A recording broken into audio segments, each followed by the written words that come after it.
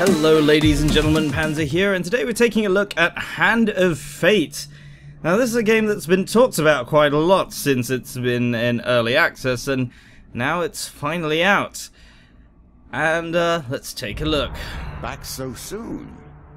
I knew you would not falter.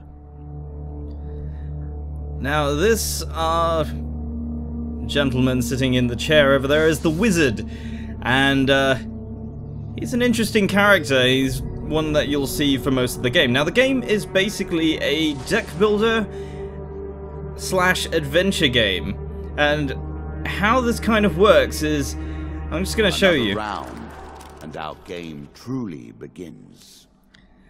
So there are two modes. Endless mode gets unlocked once you complete the entirety of the story, I assume.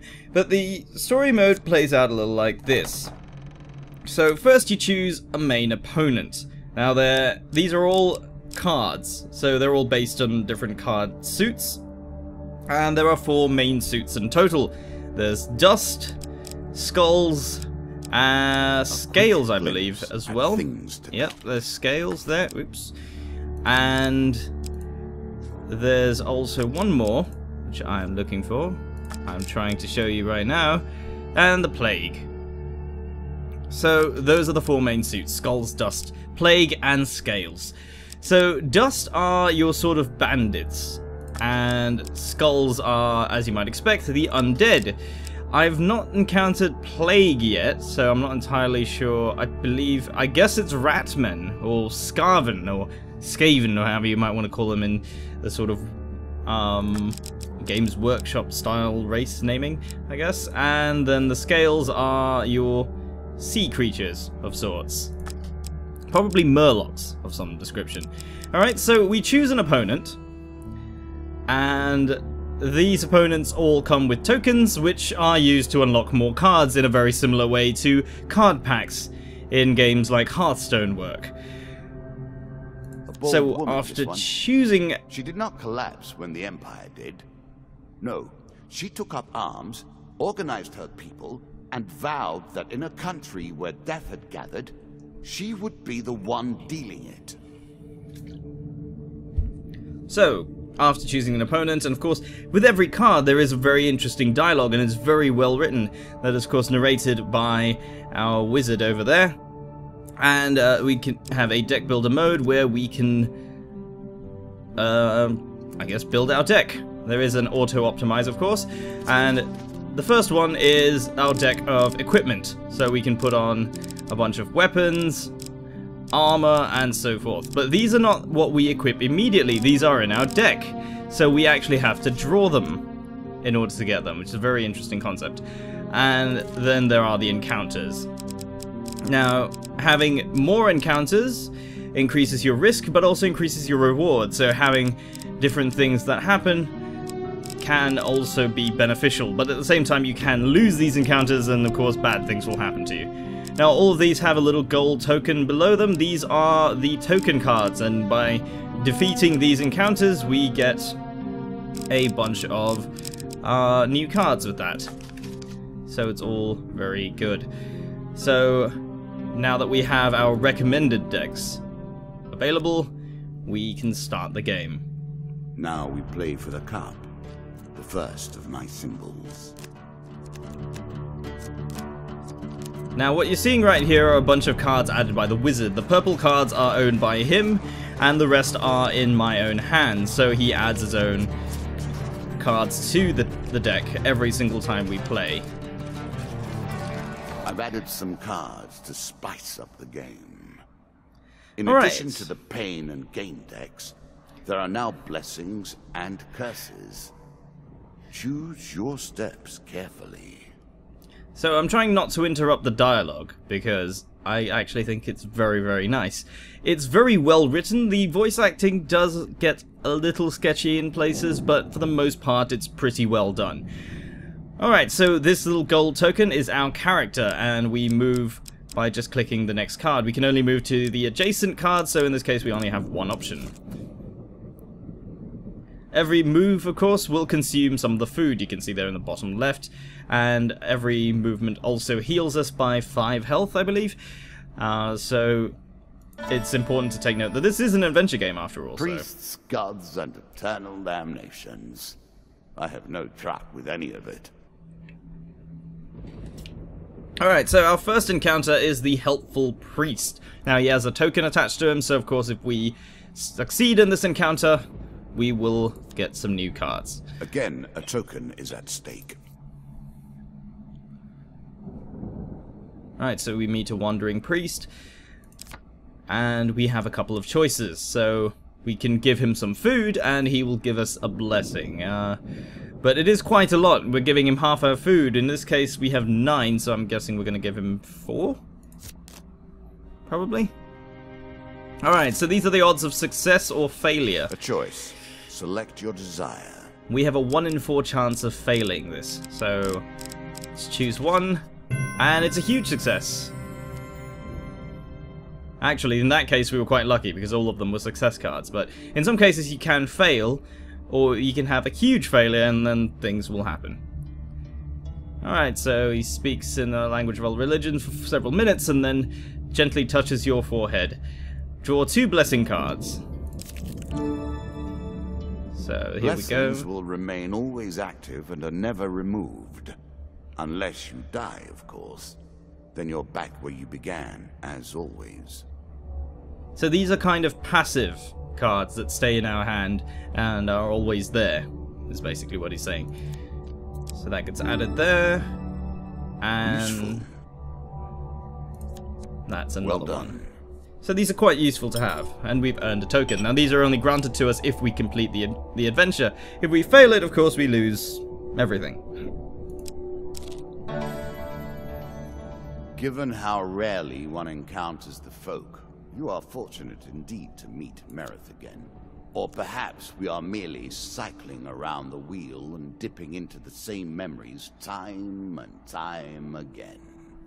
Now that's an interesting point about the dialogue, because it doesn't get very repetitive. There seem to be a lot of lines that are actually recorded, and the game seems to be somewhat self-aware. It's noticed that we've drawn the maiden 3 out of 3 times I've played this so far. Like, I've only played 2 rounds, and I've completed both adventures so far, but this is the 3rd round, and we've drawn the maiden again, and has actually kind of noticed that that's happened, so here we go. Now we can ask for supplies, gold, or long life. In this case, I'm going to ask for supplies because we only have 3 left, and the adventure can get quite long. So let's do this. We gain 2 food gain cards. I'm sure you are grateful for that. Alright, we now have 11 food. Now, I might have noticed it seems to be very text-driven and dialogue-driven at the moment, but bear in mind there is an active combat element as well, but we have to get to that particular encounter. I'm starting to wonder if you're simply leaving this card in as a quick way to get your hands on a shield. Yes, because I've been using the recommended decks, it's putting the same cards in, despite me having more encounters available. I could just put in all combat encounters and leave it at that, or I could put in these encounters that actually give you rewards. And again, the game seems to have noticed that. So, Mr. Lionel is a goblin that we meet at a tavern, and in exchange for a couple of things, he gives us some stuff. We can just ignore him, of course. In this case, we don't have gold to give him, so I'm going to give him a little bit of bread. So that's -1 food to us. And he gives us a shield.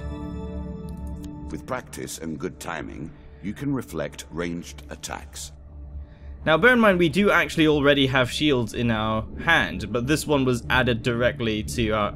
Or rather, it's in our deck, but it's added to our active hand.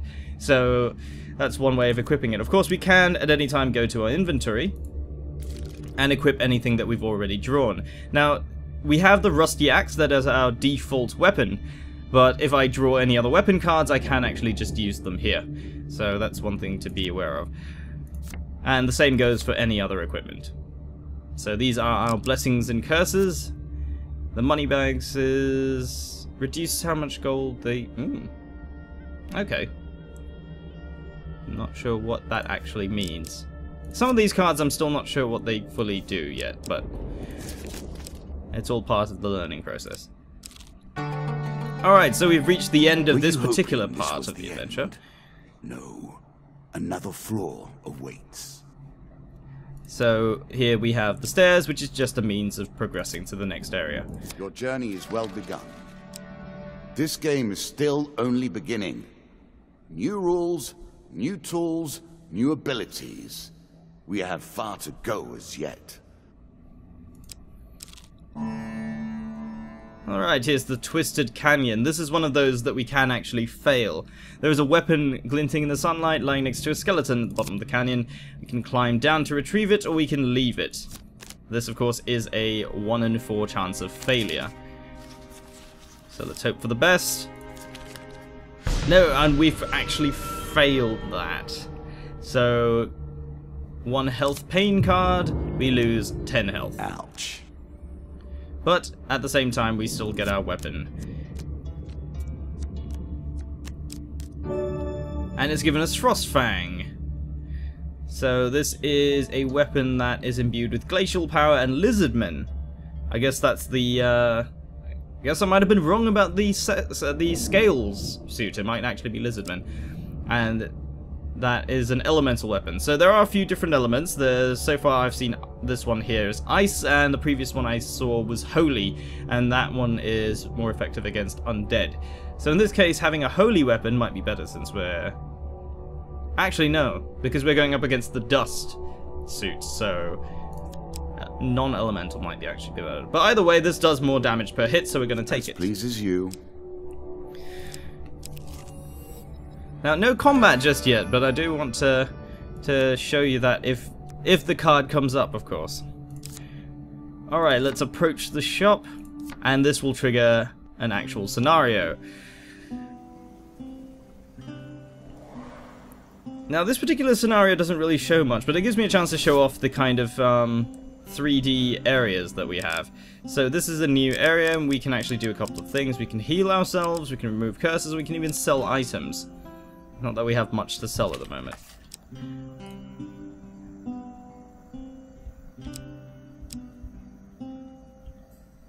Now, I've just encountered a bug because my mouse has completely disappeared.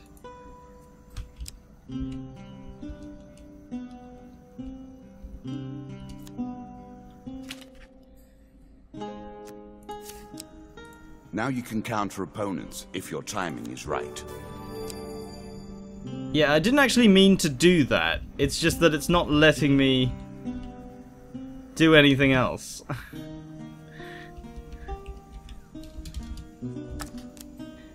Okay, so tab works. Well, there we go. Found a bug. That doesn't always happen. I think it might have been because I hit the escape menu there. But we've lost our shield because of a bug. But yeah, I've never encountered that one before. Okay, so here's our first big encounter, the Maze of Traps. So it's a goblin treasure cave. Let's enter the cave.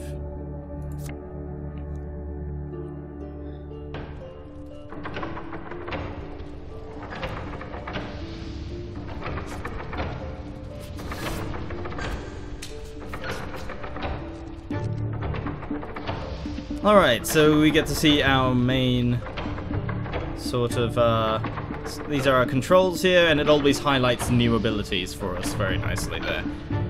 Okay, so let's carry on. Now, the game plays from a forced perspective. There's no camera control, and we use the mouse and keyboard to move around. So this is actually a puzzle map. So let's just get through this.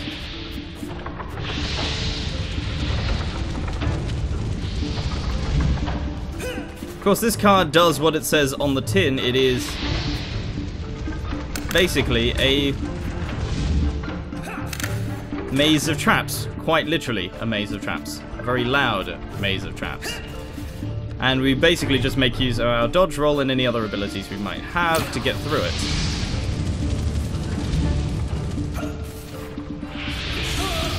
And, of course, set ourselves on fire, because that's what I intended to do, of course.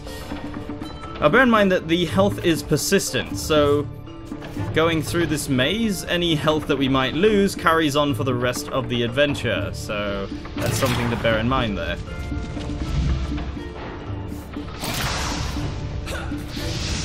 It's not a particularly difficult maze though, and I do want to point out that that maze is not random in any way. It is the same maze that I went through previously, so I'm not sure if it gets more difficult or not. But it is also a card that you don't need to have in your deck either. More health to work with. Much good may do you. Of course, we've just gained a bunch of gold.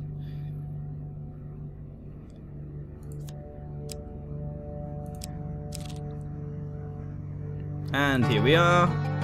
We can hitch a ride. Been trudging along a muddy road. Certainly.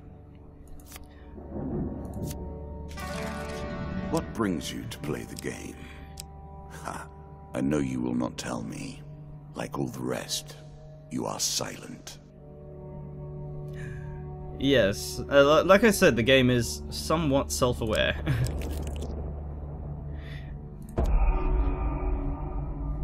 A terrifying walk to get to the Queen. So many potential places for an assailant to get the upper hand. Okay, so we have a 1 in 4 chance of failing and 1 in 4 chance of succeeding and 1 in 4 chance of having a catastrophic failure at this. So, well, that was lucky.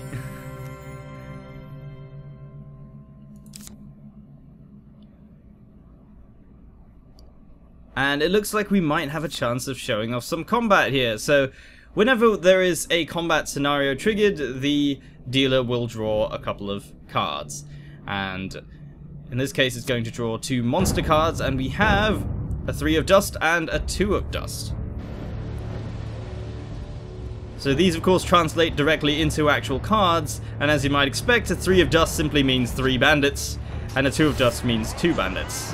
So we are fighting 5 enemies without a shield, which could make this quite interesting. So this is how the combat plays out. It is somewhat Arkham style, at least in the way that it works. However, there's no countering because I do not have a shield or a weapon that's capable of countering. So I need to avoid the hits here.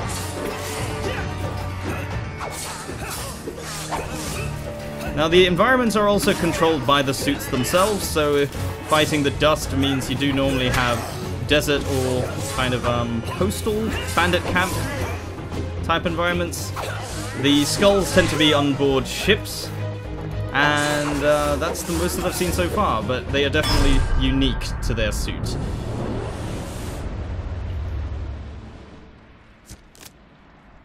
Combat controls are fairly responsive. It's all mainly about timing, much in the same way that the Arkham style combat is.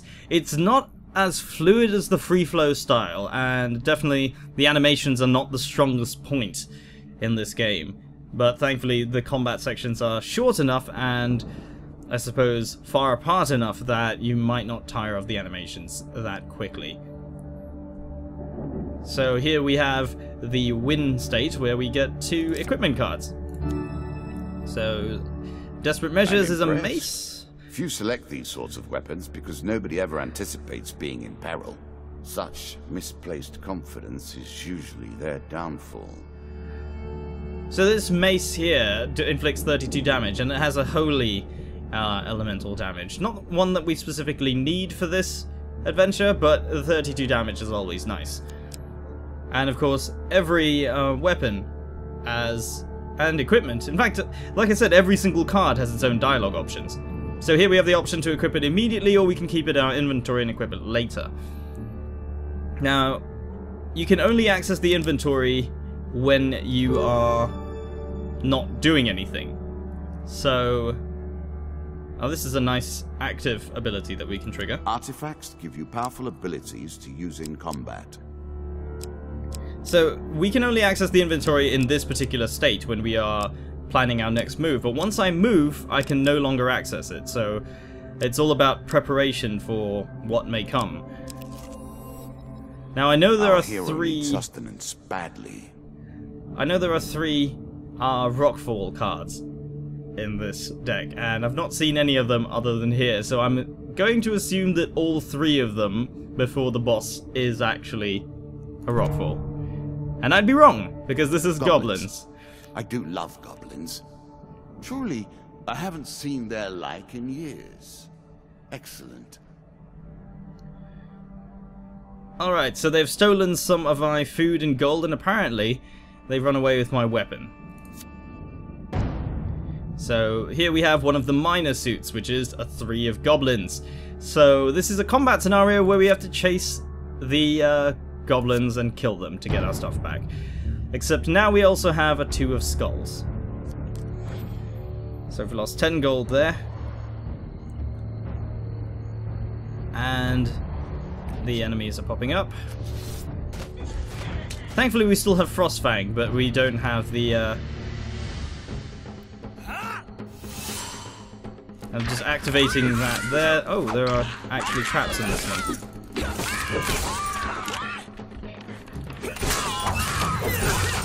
The mace I picked up earlier would have been very nice to have.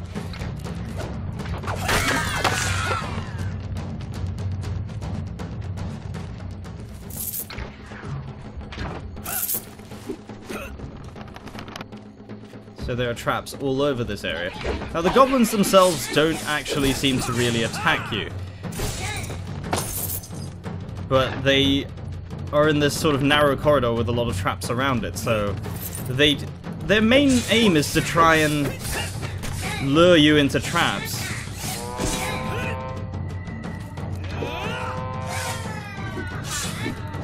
And we do need to get them before they do that. So they have actually run off through their portals and escaped from me.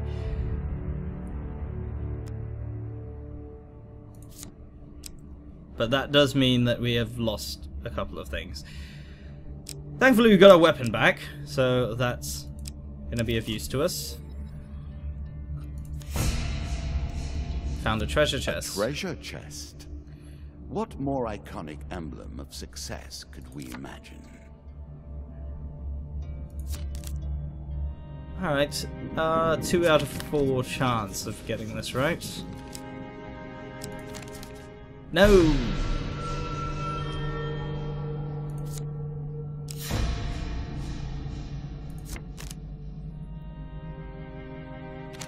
This could go very badly for us.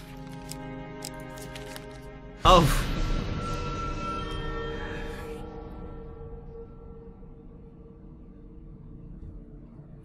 3 pain cards.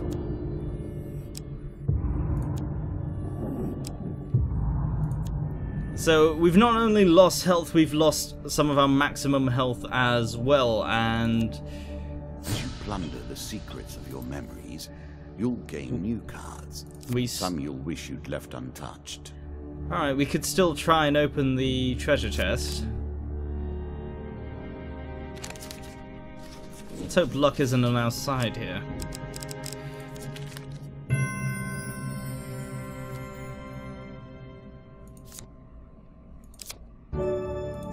Well, we found lots of gold. I'm sure you've learned how valuable resources are by now. Well, this is a good one to have at the beginning of any adventure, by getting more food for every pickup, but...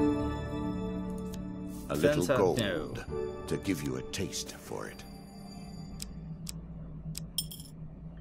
And of course we gain that token. And this isn't even the end of the adventure. Down, and we may see the end of this. But let's continue playing, because I want to show you the boss fights, because they are a little bit different to the standard combat. Of course the main mechanics are the same, but there are some slight differences. You are close on her trail, and more confident than I had imagined. Perhaps you will play beyond this mark, and we will see your true mettle. What an ignominious way to go. I do hope you find something to eat soon. Again, the stones tumble upon you.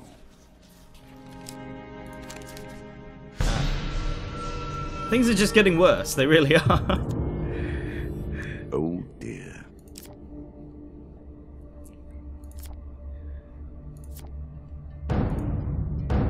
It seems like everything's happening at once, but I think you can kind of see the idea of the game is that there's a lot of uncertainty in it, and in most card games anyway, a typical card game, you might find, well, that level of uncertainty is probably not a good thing.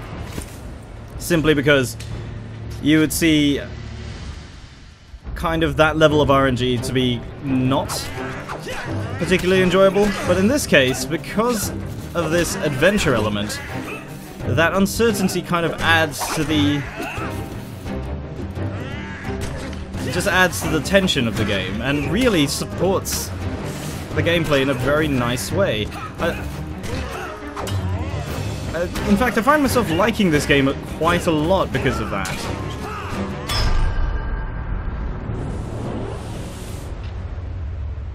That being said, despite the combat not looking the best, like graphically it's not the most impressive game, but it has some very nice design in it.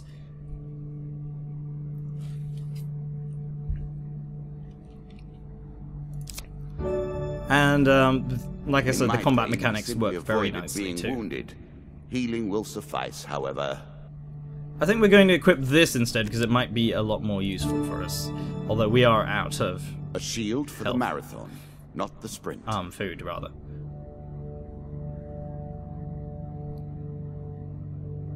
Alright, so we have a shield that also gives us a slight boon as Though well. I admire his ilk, I live by very different rules.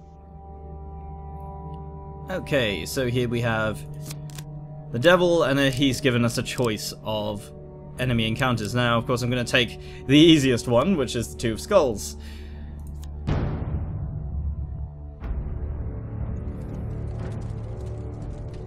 These are undead after all, and we have a holy weapon, so it's probably going to work in our favor.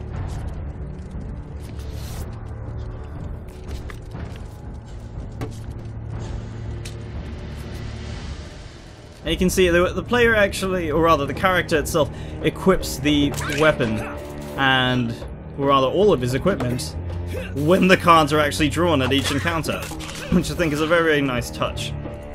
It kind of really enforces that this, after all, is a sort of magical card game.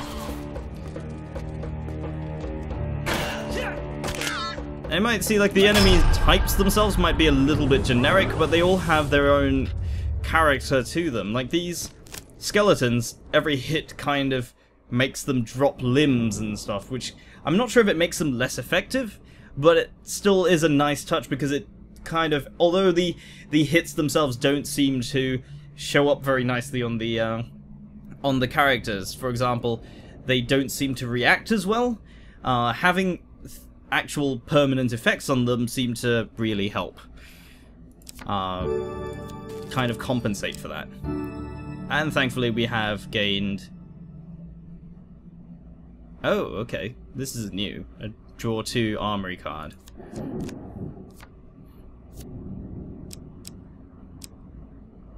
I'm gonna go with this one. Or... Poison. It's the tool of the traitor. Or we can go with the Helm of Reflection. A coarse defense, but a valuable one nonetheless. I think I'm gonna go with, I'm sure your opponents will try their luck. Let's see how that pans out. Really? Is that what you're going to do? Alright, so that encounter has actually helped us out quite a lot. So now we can go to the shop and buy stuff. So this is quite a long adventure, so... And it's going to be quite a long video as a result, so bear with me.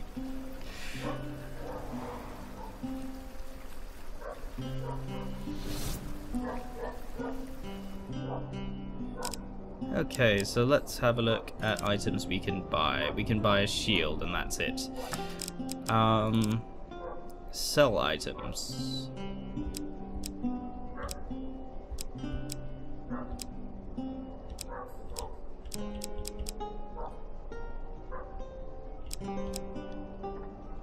Something here I really want to sell, actually.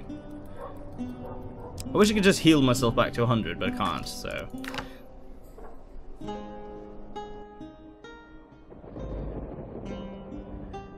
Alright, while we're at it, let's get hit by rocks again. An accident or a trap?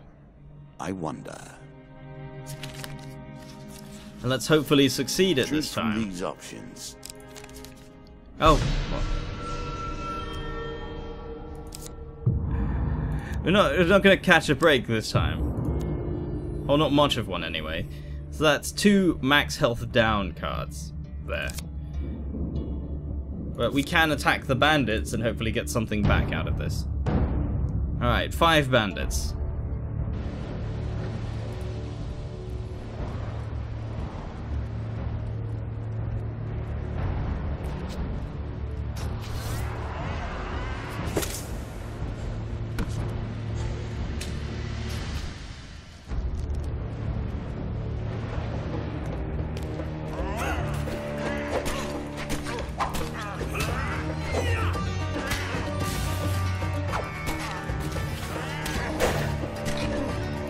You can see right there, there is this countering system.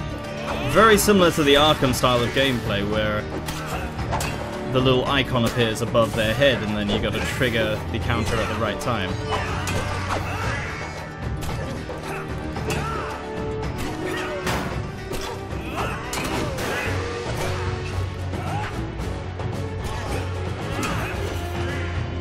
Now there's one thing I will say though, the combat does have a very nice sort of slowdown effect, but I think it's a little overused.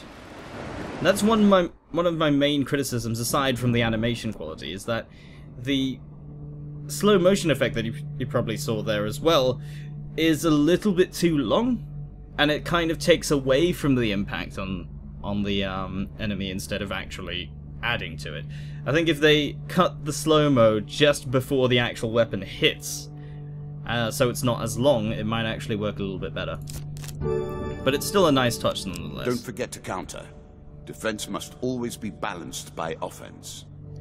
All the shields seem to really be the same, aside from any additional abilities. Like, Fortitude's Breath seems to have... yeah, it does not... prevents the consumption of food on every third encounter, which is quite a nice, useful ability. Whereas the normal shield doesn't really do anything. Well, it says passive damage mitigation, so I suppose it's got some armor quality to it, which maybe this shield doesn't have. But either way, they have the same abilities, or primary abilities. So I'm going to keep Fortitude's Breath on, and we've now got medium armor, so... Distinctly average. What do you expect me to say? Congratulations? So this increases our protection and doesn't restrict our movement much, and I think we're going to go with that instead, because I do have very little health remaining. And here we have the boss encounter. Noble causes turn to rotten enterprise. You may win this battle and send the Queen to her rightful end. Yet, what have you gained in the process? Okay, so this is a boss encounter after all, and we have two tokens available for completing this one.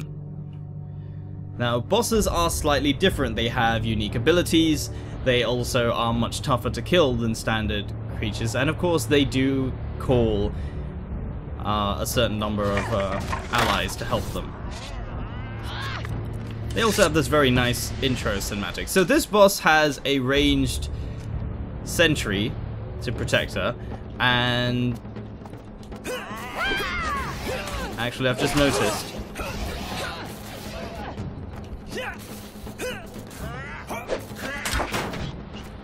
So we'll reflect that damage there, counter you, let's get back.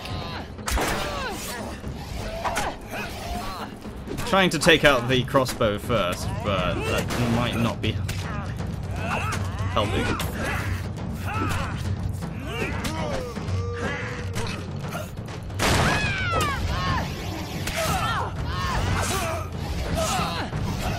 Now, as you might remember from Arkham, if you've ever seen it or played it, there are some enemy attacks that cannot be countered, and those appear with the red icons as well.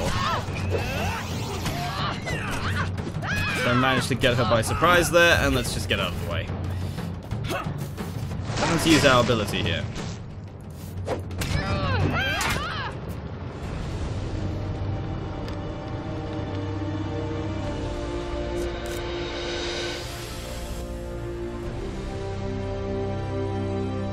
Inevitable, I suppose. So often those who beat plowshare to sword die by the grim instruments of their industry. Still, she fought well and bravely, which is all I expect from my pawns and players. Alright, so that is the boss encounter over, and that is the end of the adventure. And we do get some rewards for this, so after completing each row on the cabinet, we get a special artifact, and this is a straight upgrade. So we have increased stuns, we have stronger counter attacks, we also have better starting gear. The downside of it is our enemies are now stronger as well, so the difficulty is going up. We are now fighting against stronger bandits and skeletons, and bandits now have throwing knives. So the game is going to get more difficult as we get better at it, which is very nice to see as well. So that is one row of the cabinet completed. And you've earned the first of the symbols of my power and passed the first gate. There is no turning back now. Previously I was merciful, but now I cannot be. It is begun. I crafted each of these cards over the course of years. You have taken them from me in mere moments. And now we have what could be probably the most satisfying part of the game, is the completion of each adventure rewards you immensely. Even each step of the adventure before you get the big sort of row clear rewards, you do have something that is, I suppose, what makes Hearthstone so interesting to watch as well, aside from just the plays, is when you open packs, it looks like this. And it's actually really satisfying as well to just have these kind of just cards coming to you. I mean, some of them are not the best, but at the same time, it's just the thrill of opening packs is what you're rewarded with. Aside from having completed what can sometimes be a very difficult adventure, the opening and everything at the end of it has this sort of strange, sensational thrill to it.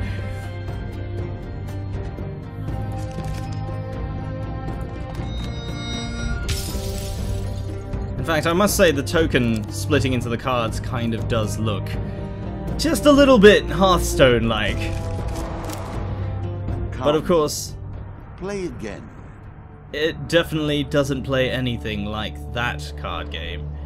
And I gotta say, I'm not a big fan of card games, but somehow this is one that doesn't play like a card game. It is not really a card game at all.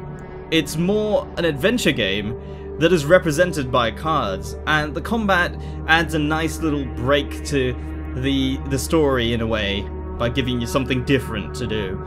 And as the game goes on and you complete more rounds of adventures, it gets even more interesting, and it's a game that I think I could get quite addicted to, especially maybe in endless mode until I've probably seen everything. But this is something that could probably keep me entertained for hours. As far as whether or not I'd recommend it, is quite intriguing. It's a unique concept that I've not seen before in any other game. I could be wrong, of course, and I'm sure somebody in the comments will tell me, but I've not seen it done in this particular way before, and it's a very well executed concept as well. It's got very strong writing. The dialogue is interesting, it doesn't get very repetitive very quickly, and just that whole uncertainty of each adventure just adds to the tension really nicely, and completing each round is just unbelievably satisfying. So there you have it, ladies and gentlemen. This has been Panzer taking a look at Hand of Fate, now available on Steam for $20 or your regional equivalent. Thank you very much for watching, and I'll see you next time.